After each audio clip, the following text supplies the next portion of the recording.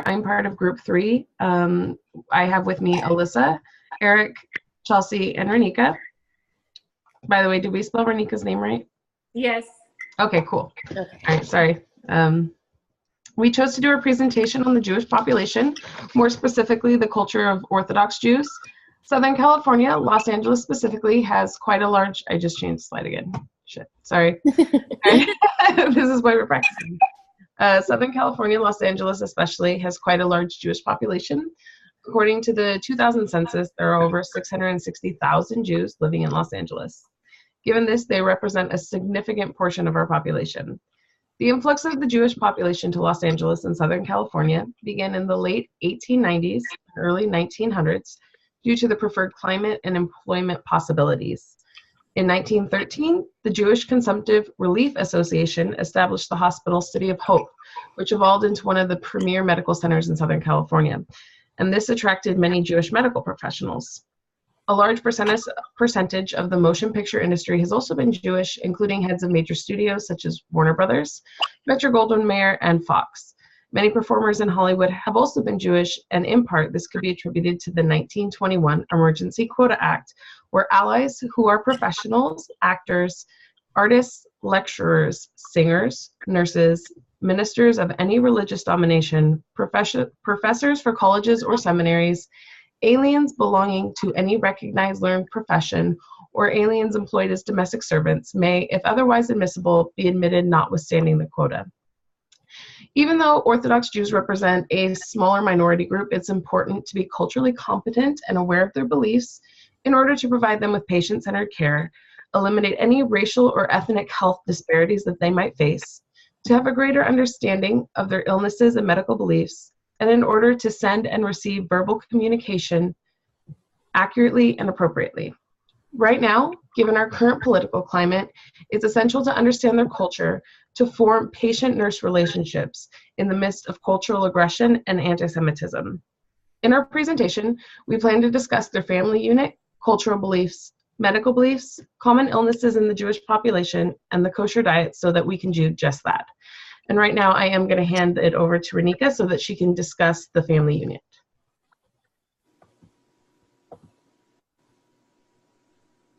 Okay, is it going to go to the next slide? Sorry. Oh, okay. So my name is Renika, and I'm going to be discussing the family structure, as well as practices and customs and beliefs. So procreation is the first and one of the most important commandments in the Torah.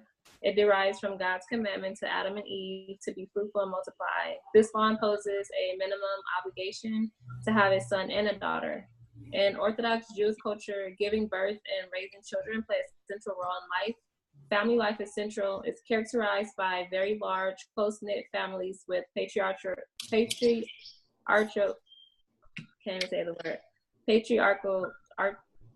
traditions. Sorry, next slide. Next, I'm going to be talking about some of the practices in Orthodox Jewish culture. One of the common practices is something called the Shabbat. It's known as the day of rest. This is the time when Jews refrain from doing all creative work from sundown Friday to an hour after sundown on Saturday. Creative work include activities like mowing the lawn, cooking a meal, applying ointment, and handling money. Riding is not permitted, including signing a consent form. Lactating women are not allowed to use an electrical breast pump. Shabbat is experienced as a pleasurable experience. Elaborate meals are prepared beforehand, and time is spent eating, praying, and enjoying the company of family and friends. Lastly, I'm going to be talking about customs and beliefs. The Torah provides guidelines surrounding menstruation called the laws of family purity. A woman who is menstruating is called a nida. Women who observe the laws of family purity and abstain from physical contact with their husbands from the onset of menses until 7 days after the cessation of menstrual flow. Women immersed in a mikveh is known as a ritual bath at the end of those 7 days and may resume physical contact with their husbands. When a woman becomes a nida in labor, her husband will not touch her or hand her things. He will not be able to provide her physical support in any aspect. Okay, my name is Alyssa, and I'll be discussing main practices of Orthodox Judaism. Next slide. Okay, childbirth and circumcision. Babies are named by the father. Males are named 8 days after birth, and females are named during the reading of Holy Torah in synagogue. Circumcision is done in the 8th day after birth by a mohel. Mohel is a person specially trained in performing religious circumcision, and circumcision may be postponed if the baby is in poor health. Nurses need to be sensitive to the wishes of the parents when caring for babies who haven't been named yet. Family roles during illness. The family unit is patriarchal. The role of the mother is to nurture children while the father as the breadwinner. Rabbis, teachers, and communal leaders have a role in extension outside of the family. Jewish law states to seek healing and actively pursue treatment. Family members are deeply included in decision of the patient's life. Next slide. End of life care. Euthanasia is strictly forbidden. Prior to that, the Jewish faith holds that visits by family and friends is a religious duty. Family or friends should be allowed to stay with patients even after a person passes on. A rabbi or a relative may recite special prayers. Organ transplantation is allowed. Next slide. After that, the body should not be left alone until it is buried. When that occurs, the body should be untouched for 8 to 30 minutes, and an only Orthodox person can care for the body except on the Sabbath. On the Sabbath, the nurse can care for the body using gloves. No autopsies if must be done. All body parts must remain within the body, and body must be buried within 24 hours. A 7-day mourning period called Shiva is required by immediate family. Organs or other body parts such as amputated limbs must be buried. So I'm going to talk about genetic diseases affecting this population. Next slide, please. So one of the awareness in the Jewish communities and one of the biggest organizations is JGDC, which is Jewish Genetic Disease Consortium.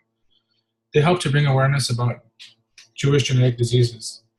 So in the company, JGDC encourages families of Jewish heritage and even couples that are interfaith, like an example, Jewish with a Catholic or a Christian, to timely carry screenings.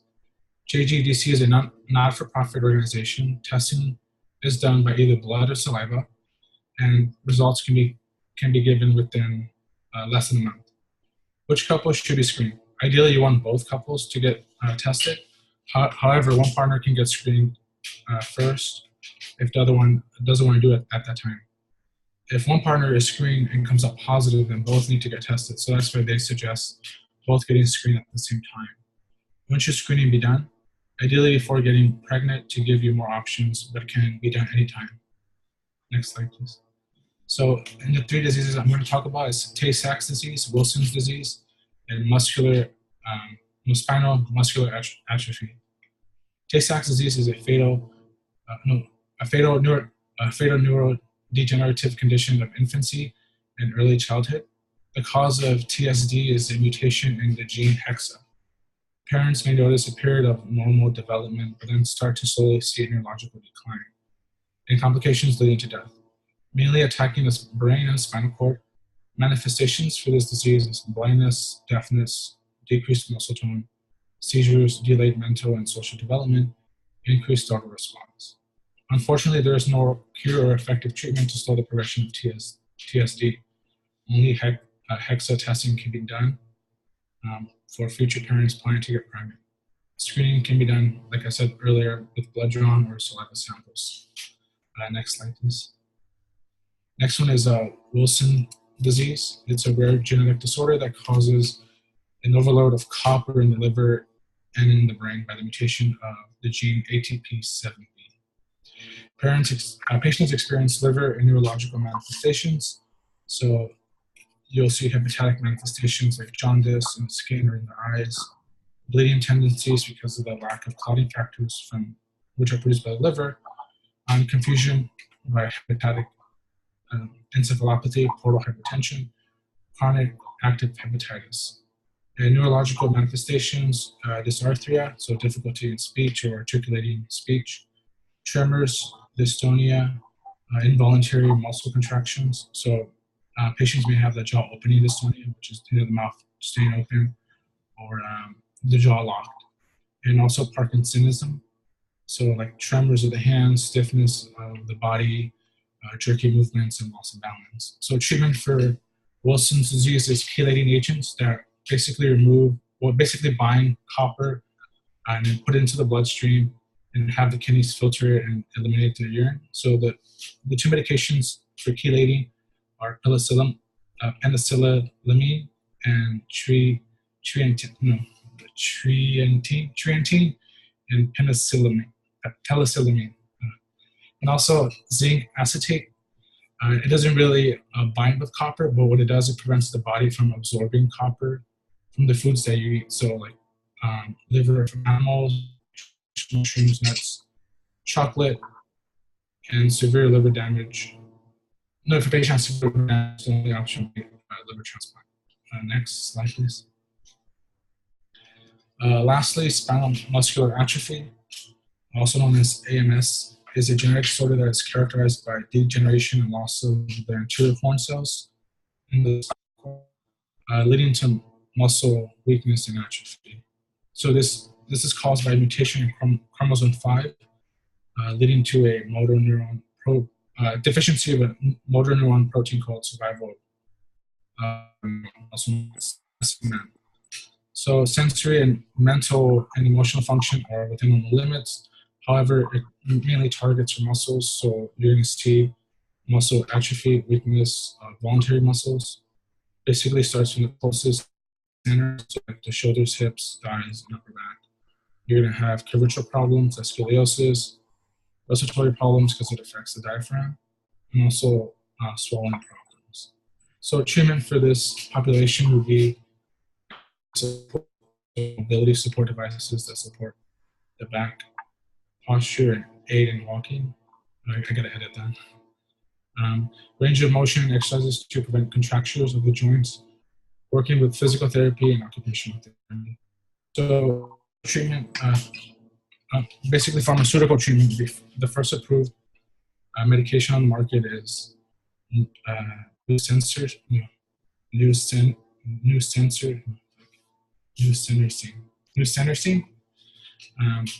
which basically is injected directly to the spinal canal and stimulates the production of SM and protein, which helps with muscle contraction and stuff. So all three of these genetic disorders have in common are the autosomal recessive inheritance. So basically, both parents are carriers of this disease and transmit it to their offspring. So, for example, if we were to have 4 children, one of them would be affected 25%. Thank you. All right, so I'm going to be talking about some accommodations within the hospital setting. Hold on one second. I don't know why my picture didn't change.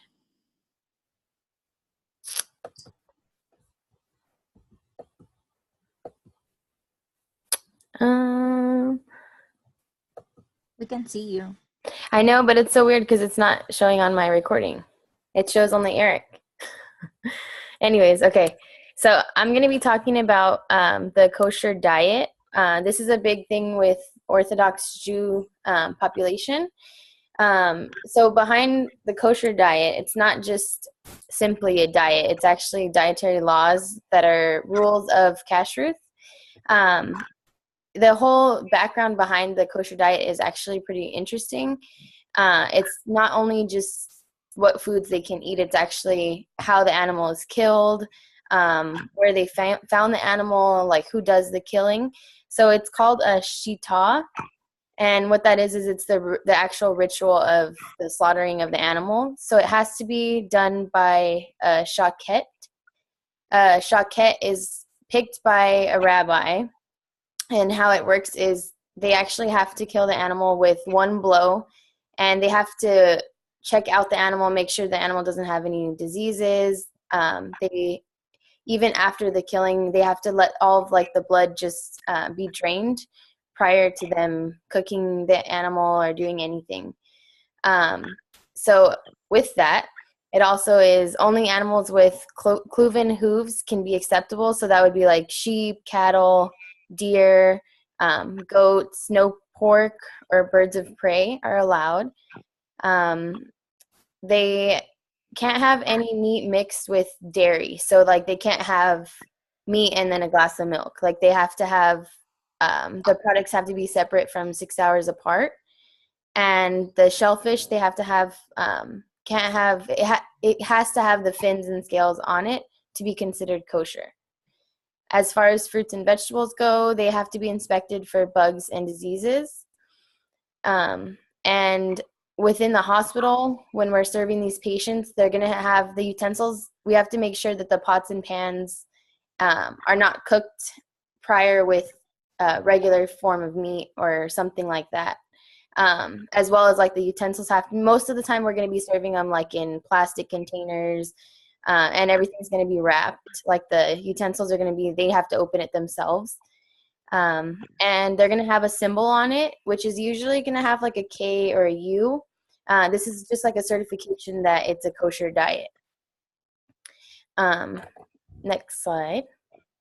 So this is just some examples I found of what you can find in the hospital of a kosher diet. So it has basically, everything is wrapped, and it'll have like some form of a symbol, or it'll say kosher. Like this one has the K with the circle. And on the other side, I have, these are another symbols that show just like the kosher diet, and see how it's like a small little thing in the corner of the Heinz ketchup. So some considerations when we're caring for these patients is within this population, they're very modest. So they want to be covered at all times. So for us with the hospital gowns, they want to make sure that, you know, if they're walking, they want to have maybe another gown behind them. And then also, oh wait, I did that wrong. I messed up. Sorry, guys. So for modesty, also like they want, a woman should be taking care of another woman as well, and a male with a male. However, this isn't always going to be the case where it's acceptable. So Jewish tradition holds that the expertise of medical practitioners is in high regard, so they can they'll get over it, but they need to have, mainly it's going to be woman to woman and men to men. As far as clothing, Jewish patients may want to wear I don't know if I pronounce this correct, but yarmulke or a kippah, which is going to be a skull cap.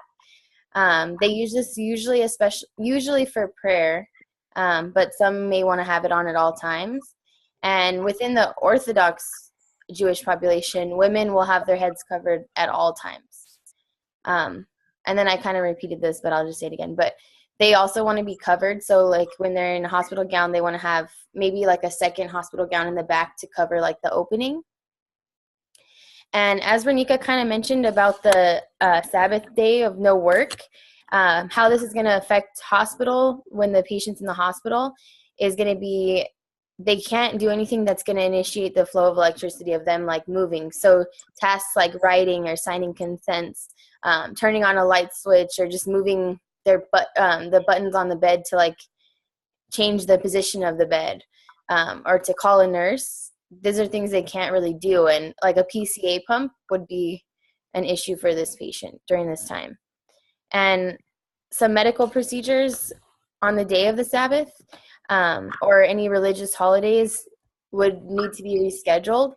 And discharging is also going to be something that is going to require like work.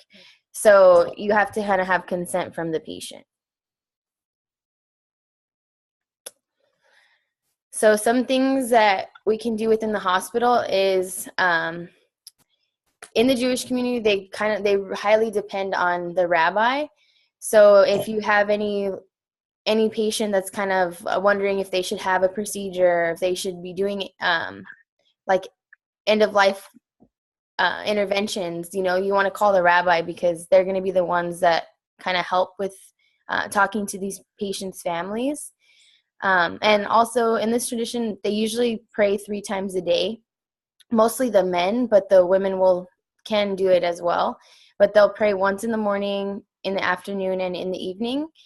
And usually these men will wear a tefillin, which is made up of 2 black boxes and leather straps. So it's going to be the top picture on this PowerPoint. And they'll wear that throughout. And on the bottom, I actually included a picture of how it's worn.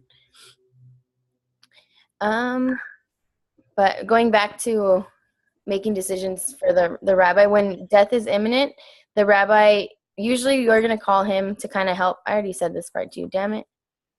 Sorry, guys. I'm bad at this presentations. All right, go to the next. Do I have another slide? Okay, so maybe go back, and then I'll just say, like, I don't know how do I end it? All right, I'll fix it. Don't worry when we go. Okay.